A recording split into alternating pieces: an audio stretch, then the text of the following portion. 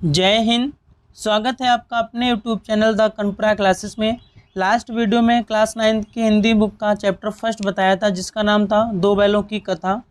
आज उसी का आगे चैप्टर नंबर 2 पर डिस्कस करेंगे जिसका नाम है लासा की ओर। ठीक है, इसके पहले हम लोग इस चैप्टर के लेखक राहुल सांकृत्यायन जी के बारे में पढ़ेंगे। ओके, राहुल सांकृत्यायन जी के बारे में पढ़ेंगे, यानी उनका जीवन परिचय पढ़ेंगे। तो देखिए, राहुल सांकृत्यायन का जन्म 1893 में उनके ननिहाल गांव पंदहा जिला आजमगढ़ उत्तर प्रदेश में हुआ था। मीन्स इनका जन्म इनके नाना के घर हुआ था जो कि उत्तर प्रदेश के आजमगढ़ जिले के पंदहा नामक गांव में हुआ था। ठीक है, इनका पैतृक गांव कनैला था, यानी पिता का गांव कनैला था और उनका मूल नाम केदार पांडे था। उनकी शिक्षा काशी, आगरा और लाहौर में हुई थी। 1930 में उन्होंने श्रीलंका जाकर बौद्ध धर्म को ग्रहण कर लिया, यानी 1930 में उन्होंने जब वो श्रीलंका गए थे तो वहाँ पर जाकर के उन्होंने बौद्ध धर्म को अपना लिया था।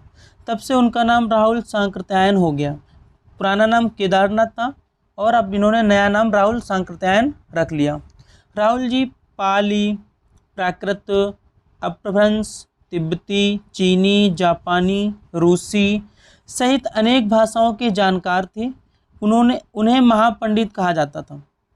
सन 1963 में उनका देहांत हो गया।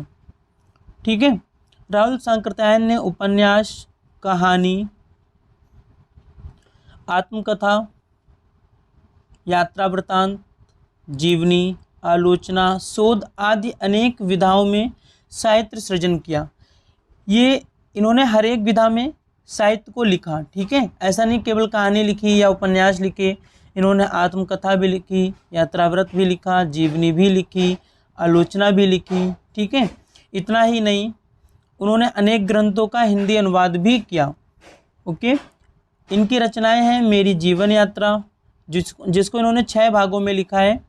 दर्शन दिग्दर्शन, 22वीं सदी, वोल्गा से गंगा, भागो नहीं दुनिया को बदलो, दिमागी गुलामी, घुमक्कड़ शास्त्र, यानी घुमक्कड़ शास्त्र ये एक ही है। उनकी ये प्रमुख कृतियां हैं।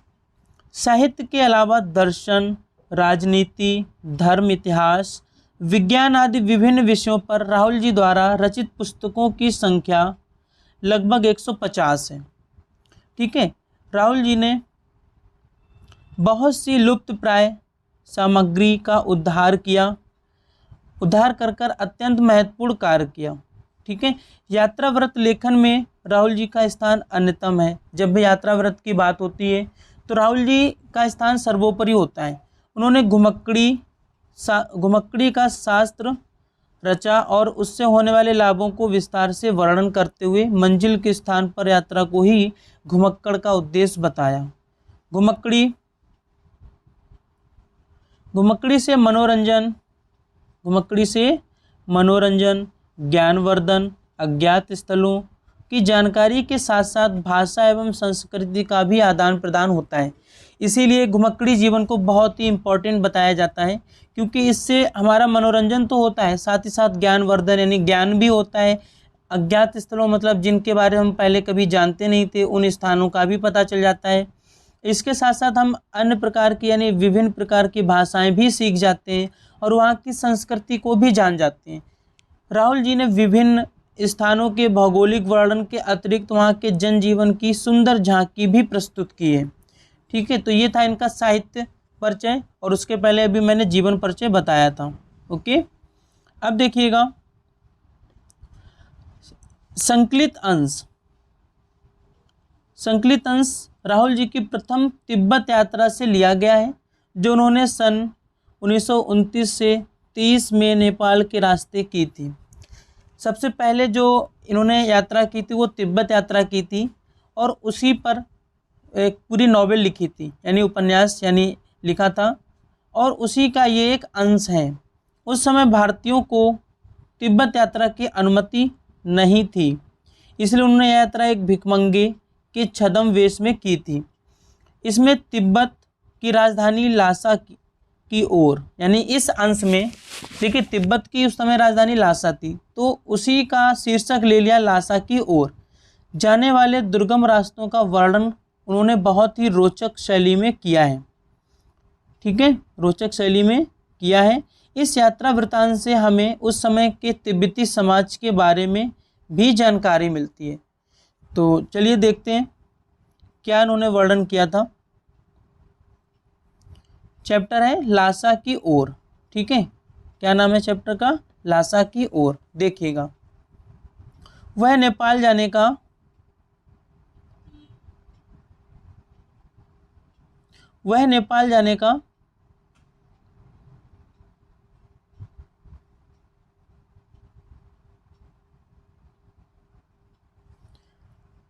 ठीक है, देखिएगा, वह नेपाल से तिब्बत जाने का मुख्य रास्ता है, यानी लासा। फरी कलिंगपोंग का रास्ता जब नहीं खुला था तो नेपाल ही नहीं, हिंदुस्तान की भी चीज़ें उसी रास्ते तिब्बत जाया करती थी। ठीक है, यह व्यापारिक ही नहीं, सैनिक रास्ता भी था। मतलब इस पर केवल व्यापारी ही नहीं, सैनिक भी जाया करते थे। इसीलिए जगह जगह फौजी चौकियां और किले बने हुए हैं, जिनमें कभी चीनी पलटन रहा करती थी। आजकल बहुत से फौजी मकान गिर चुके हैं। दुर्ग के किसी भाग में जहाँ किसानों ने अपना बसेरा बना लिया है, वहाँ घर कुछ आबाद दिखाई पड़ते हैं। ऐसा ही प्रत्यक्त एक चीनी किला था। प्रत्यक्त का मीन्स होता है त्यागा हुआ, जिस पर अब कोई नहीं रहता था। हम वहाँ चाय पीने के लिए ठहरे। तिब्बत में यात्रियों के लिए बहुत सी तकलीफ़ें भी हैं और कुछ आराम की भी बातें हैं। वहाँ जाति पाति छुआछूत का सवाल ही नहीं है और ना औरतें पर्दा करती हैं। बहुत निम्न श्रेणी के भिखमंगों को लोग चोरी के डर से घर के भीतर नहीं आने देते। भिखमंगों को लोग चोरी के डर से घर के भीतर नहीं आने देते। ठीक है,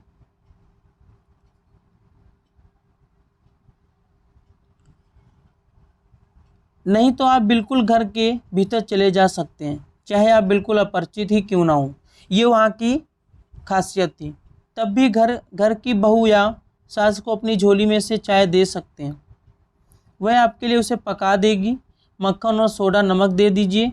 वह चाय चोंगी में कूटकर उसे दूध वाली चाय के रंग की बना के मिट्टी की टोटीदार बर्तन, जिसे खोटी कहते हैं, ठीक है, उसमें आपको दे देगी। यदि बैठक की जगह चूल्हे से दूर है और आपको डर है कि सारा मक्खन आपकी चाय में नहीं पड़ेगा, तो आप खुद जाकर चोंगी में चाय मथ कर ला सकते हैं। चाय का रंग तैयार हो जाने पर फिर नमक मक्खन डालने की ज़रूरत होती है।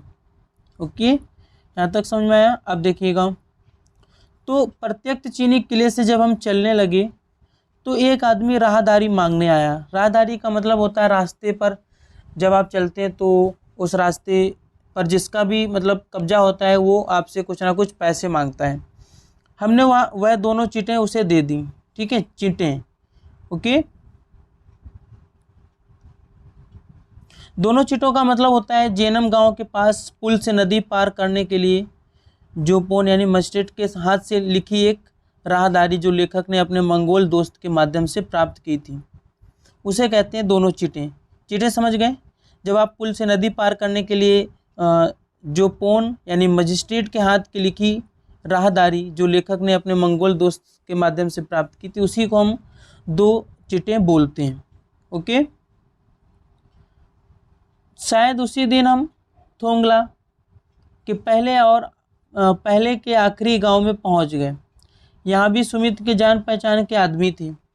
ठीक है, सुमित इनका एक साथी था जो इनके साथ रास्ते में मिल गया था, और भिखमंगे रहते भी ठहरने के लिए अच्छी जगह मिली। यानी हम दोनों भिखमंगे के भेष में थे और फिर भी हमें एक अच्छी जगह रहने को मिली। 5 साल बाद हम इसी रास्ते से लौटे थे और भिखमंगे नहीं थे। एक भद्र यात्री के वेश में घोड़ों पर सवार होकर आए थे, किंतु उस वक्त किसी ने हमें रहने के लिए जगह नहीं दी थी और हम गांव के एक सबसे गरीब झोपड़े में ठहरे थे। यहाँ की खासियत थी, क्योंकि अगर आप एक भद्र यात्री के वेश में आते हैं तो आपको रहने को कोई जगह नहीं देगा, और अगर आप एक भिखमंगे के रूप में आते हैं तो आपको जगह मिल जाएगी। अच्छे से अच्छे घर में भी आपको जगह मिल जाएगी। बहुत कुछ लोगों की उस वक्त की मनोवृत्ति पर ही निर्भर है। खासकर शाम के वक्त छंग पीकर बहुत कम होश हवास के दुरुस्त रखते हैं। छंग का मीन्स यहाँ पर होता है शराब। ठीक है, देखिएगा अब हमें सबसे विकट डाणा थोंगला पार करना था। ठीक है, डाणा का मीन्स होता है ऊंची ज़मीन, यानी ऊंची थोंगला को पार करना था। थोंगला एक जगह है, ठीक है, तिब्बती सीमा का एक स्थान है थोंगला, उसी को हम थोंगला कहते हैं, यानी कि थोंगला एक ऊंची जगह थी। डाणे तिब्बत में सबसे खतरे की जगह है, यानी कि ऊंची ऊंची जगह है, तो इसीलिए इसको सबसे खतरे की जगह माना जाता है। ओके, अब देखिएगा 16-17 हज़ार फीट की ऊंचाई होने के कारण उनके दोनों तरफ मीलों तक कोई गांव गिराव नहीं थे। गांव गिराव यानी कि उसी का अपोजिट वर्ड। नदियों के मोड़ और पहाड़ों के कोने के कारण बहुत दूर तक आदमी को देखा नहीं जा सकता था, क्योंकि नदियों के मोड़ थे, पहाड़ों के कोन निकले हुए थे, इस वजह से दूर दूर तक हम आदमी को नहीं देख सकते थे। डाकुओं के लिए यही सबसे अच्छी जगह है, यहाँ पर बहुत से डाकू मिलते थे। तिब्बत में गांव में आकर के खून हो जाए तब तो खूनी को सज़ा भी मिल सकती है, लेकिन इन निर्जन स्थानों में मरे हुए आदमियों के लिए कोई परवाह नहीं करता। मतलब लेखक कहते हैं कि अगर आप तिब्बत के किसी गांव में गए और वहां पर आकर किसी का खून हो जाए तो फिर उस इंसान को सज़ा मिल भी सकती है, लेकिन ऐसे निर्जन स्थान जहाँ पर कोई आदमी नहीं रहता, मरे हुए आदमी की कोई परवाह नहीं करता। सरकार, खुफिया विभाग और पुलिस पर उतना खर्च नहीं करती और वहाँ गवाह भी तो कोई नहीं मिल सकता। डकैत पहले आदमी को मार डालते हैं, ठीक है, और उसके बाद देखते हैं कि कुछ पैसा है कि नहीं। हथियार का कानून ना रहने के कारण यहाँ लाठी की तरह लोग पिस्तौल बंदूक लिए फिरते हैं। जैसे हमारे यहाँ पर लोग लाठी लिए घूमते रहते हैं, ऐसे इनके हाथों में पिस्तौल और बंदूकें रहती हैं। डाकू यदि जान से ना मारे तो खुद उसे अपने प्राणों का खतरा बना रहता है, इसीलिए हर एक डाकू पहले उनसे सामान छीन लेता है, ठीक है, फिर उसको मार भी देता है। गांव में हमें मालूम हुआ कि पिछले ही साल थोंगला के पास खून हो गया था। शायद खून की हम उतनी परवाह नहीं करते क्योंकि हम भिखमंगे थे, और जहाँ कहीं वैसी सूरतें देखते टोपी उतार, जीभ निकाल, कुची कुची यानी दया दया, एक पैसा कहते भीख मांगने लगते। ओके, लेकिन पहाड़ की ऊंची चढ़ाई थी, पीठ पर सामान लादकर कैसे चलते, और अगला पड़ाव 16-17 मील से कम नहीं था। ठीक है, एक मील में 1.6 किलोमीटर होता है। मैंने सुमित से कहा कि यहाँ से लंगकोट तक के लिए 2 घोड़े कर लो, सामान भी रख लेंगे और चढ़े चलेंगे। आगे देखिए क्या होता है। दूसरे दिन हम घोड़ों पर सवार होकर ऊपर की ओर चले, यानी कि सुमित ने घोड़ों का प्रबंध कर दिया था। डाणे से पहले एक जगह चाय पी और दोपहर के वक्त डाणे के ऊपर जा पहुँचे। डाणा मैंने अभी बताया था ऊंची ज़मीन होती है, ठीक है। हम समुद्र तल से 17-18 हज़ार फीट ऊंचे खड़े थे। हमारी दक्षिण तरफ पूरब से पश्चिम की ओर हिमालय के हजारों श्वेत शिखर चले गए थे। इनके साउथ में पूरब से यानी कि ईस्ट से वेस्ट की ओर हिमालय के हजारों सफ़ेद कलर के शिखर चले गए थे। भीटे की ओर दिखने वाले पहाड़ बिल्कुल नंगे थे, ना वहाँ बर्फ़ की सफ़ेदी थी, ना किसी तरह की हरियाली। भीटे क्या होता है तो देखिए, भीटे टीले के आकार का एक ऊंचा स्थान होता है।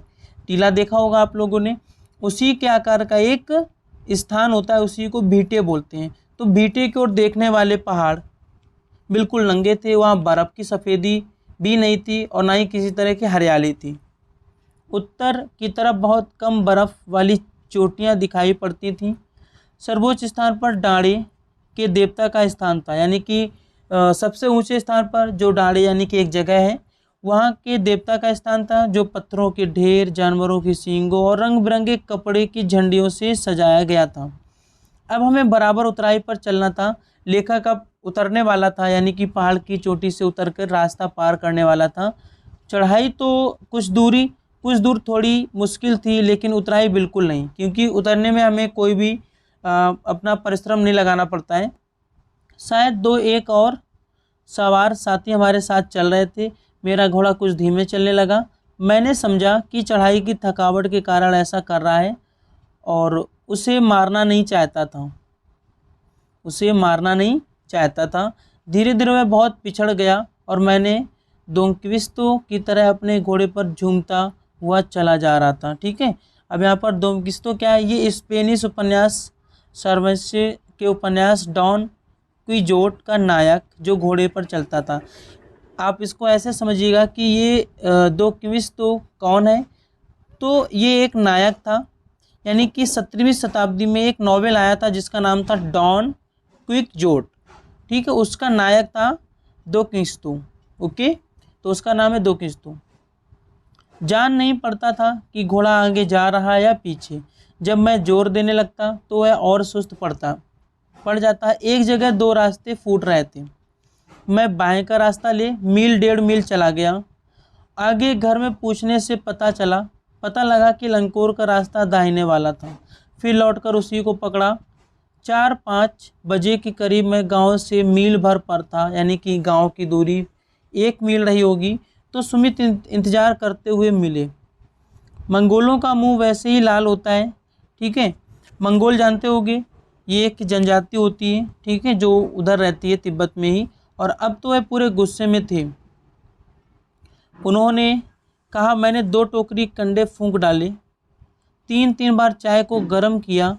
मैंने बहुत नरमी से जवाब दिया, लेकिन मेरा कसूर नहीं है मित्र, देख नहीं रहे हो कैसा घोड़ा मुझे मिला है। मैं तो रात तक पहुंचने की उम्मीद रखता था। खैर सुमित को जितनी जल्दी गुस्सा आता था उतनी जल्दी वह ठंडा भी हो जाता था। ठीक है, सुमित भी मंगोली था। ओके, लंकोर में वह एक अच्छी जगह पर ठहरे थे। यहाँ भी उनके अच्छे यजमान थे। पहले चाय सत्तू खाया, रात को गर्मा गर्म थुक्पा मिला। देखिए, चाय सत्तू हमारे यहाँ पर आप जानते होंगे, जैसे गेहूं को भूंज लेते हैं तो उसका सत्तू पीस कर बनाते हैं, मक्के को भूंज लेते हैं तो उसका पीस कर सत्तू बनाते हैं। ठीक है, उसी को सत्तू कहते हैं। तो सबसे पहले चाय सत्तू खाया, फिर रात को गर्मा गर्म थुक्पा मिला। थुक्पा जानते हो क्या होता है? थुक्पा ये सत्तू या चावल के साथ मूली, हड्डी और मांस के साथ पतली लेई की तरह पकाया गया एक खाद्य पदार्थ होता है। थुक्का जो होता है, थुक्पा, वो सत्तू या चावल के साथ जिसमें मूली, हड्डी और मांस के साथ पतली लेई की तरह पकाया गया एक खाद्य पदार्थ होता है। समझ में आ गया? चलिए देखिएगा। अब हम तिरी के विशाल मैदान में थे, जो पहाड़ों से घिरा टापू सा मालूम होता था, जिसमें दूर तक एक छोटी सी पहाड़ी मैदान के भीतर दिखाई पड़ती है। उसी पहाड़ी का नाम है तिरी समाधि गिरी। गिरी मीन्स होता है पहाड़, यानी तिरी समाधि गिरी। आसपास के गांव में भी सुमित के कितने ही यजमान थे। यजमान का मतलब जानते हैं, जहाँ पर जो हमारा अतिथि सत्कार करते हैं। ठीक है, कपड़ों की पतली पतली चिरी, बत्तियों के गंडे ख़त्म नहीं हो सकते थे, क्योंकि बोध गया से लाए गए कपड़े के ख़त्म हो जाने पर किसी कपड़े से बोध गया का गंडा बना लेते थे। गंडा जानते हैं क्या होता है? ठीक है, गंडा मंत्र पढ़कर गांठ लगाया हुआ धागा या कपड़ा होता है। जैसे नहीं हम लोग मंत्र फूंक करके और फिर एक कपड़े में गांठ लगा देते हैं और किसी जगह बांध देते हैं, तो उसे हम गंडा कहते हैं। क्लियर हो गया? तो वह अपने यजमानों के पास जाना चाहते थे, यानी सुमित। मैंने सोचा यह तो हफ्ता भर उधर ही लगा देंगे। मैंने उनसे कहा कि जिस गांव में ठहरना हो उसमें भले ही गंडे बांट दो, मगर आसपास के गांव में मत जाओ। इसके लिए मैं तुम्हें लासा पहुंचकर रुपए दे दूंगा। सुमित ने स्वीकार कर लिया। दूसरे दिन हमने भरिया ढूंढने की कोशिश की। भरिया जानते हैं क्या होता है? तो देखिए, भरिया एक भारवाहक, यानी कि जो हमारे सामान को ढो सके उसको भरिया कहते हैं। लेकिन कोई ना मिला। ठीक है, कोई भी नहीं मिला। ओके, सवेरे चल दिए होते तो अच्छा था, लेकिन 10-11 बजे की तेज़ धूप में चलना पड़ रहा था। तिब्बत की धूप भी बहुत कड़ी मालूम होती है। यद्यपि थोड़े से भी मोटे कपड़े से सिर को ढांक लें तो गर्मी ख़त्म हो जाती है। आप 2 बजे सूरज को मुँह करके चल रहे हैं, ललाट धूप से जल रहा है और पीछे का कंधा बर्फ़ हो रहा है। फिर हमने पीठ पर अपनी चीज़ें लादी, डंडा हाथ में लिया और चल पड़े। ठीक है, इस चैप्टर का क्या नाम था? लासा की ओर। तो मतलब ये लेखक लासा की ओर जा रहे हैं। यद्यपि सुमित के परिचित तिरी में थे, लेकिन वह एक और यजमान से मिलना चाहते थे। इसलिए आदमी मिलने का बहाना कर शेखर विहार की ओर चलने के लिए कहा। तिब्बत की ज़मीन बहुत अधिक छोटे बड़े जागीरों में बटी हुई है। ठीक है, इन जागीरों का बहुत हिस्सा मठों यानी विहारों के हाथ में है। मठ तो आप जानते हो कि बौद्ध धर्म में बहुत से मठ होते हैं जहाँ पर लोग बैठ कर के विचार विमर्श किया करते हैं, उन्हीं को मठ कहते हैं। अपनी अपनी जागीर में हर एक जागीरदार कुछ खेती खुद भी कराता है, जिसके लिए मजदूर बेगार में मिल जाते हैं। बेगार का मतलब होता है बिना पैसों पर। खेती का इंतजाम देखने के लिए वहाँ कोई भिक्षु भेजा जाता है, जो जागीर के आदमियों के लिए राजा से कम नहीं होता। ठीक है, शेखर की खेती के मुखिया भिक्षु नमसे बड़े भद्र पुरुष थे। देखिए, शेखर विहार एक मठ था, है ना, तो वहाँ की जो खेती थी, उस खेती के जो मुखिया भिक्षु थे जिनका नाम नमसे था, वो बड़े ही भद्र पुरुष थे, यानी कि बड़े ही दयालु पुरुष थे, सज्जन पुरुष थे। वह बहुत प्रेम से मिले। हालांकि उस वक्त मेरा भेष ऐसा नहीं था कि उन्हें कुछ भी ख्याल करना चाहिए था, क्योंकि वो इस समय भिखमंगे के भेष में थे। ये यहाँ पर एक अच्छा मंदिर था जिसमें कंजूर यानी बुद्ध वचन अनुवाद की हस्तलिखित 103 पोथियाँ रखी हुई थी, यानी जिसमें बौद्ध वचन लिखे हुए थे, उसकी 103 पोथियाँ रखी हुई थी। ठीक है, मेरा आसन अभी वहीं लगा। वह बड़े बड़े मोटे कागज, ठीक है, बड़े बड़े मोटे कागज पर अच्छे अक्षरों में लिखी हुई थी। एक एक पोथी 15-15 शेर से कम नहीं रही होगी। सुमित ने फिर आसपास अपने यजमानों के पास जाने के बारे में पूछा। मैं अब पुस्तकों के भीतर था, यानी लेखक का पुस्तक पढ़ रहे थे, इसलिए मैंने उन्हें जाने के लिए कह दिया। दूसरे दिन वह गए। मैंने समझा 2-3 दिन लगेंगे, लेकिन वह उसी दिन दोपहर बाद चले आए। कौन? सुमित। तिरी गांव वहाँ से बहुत दूर नहीं था। हमने अपना अपना सामान पीठ पर उठाया और भिक्षु नमसे से विदाई लेकर चल पड़े। तो ये थी उनकी लासा की ओर यात्रा। ठीक है, तो इस तरह से ये चैप्टर ख़त्म हुआ। आई होप आपको समझ आया होगा। जय हिंद, मिलते हैं नेक्स्ट वीडियो में।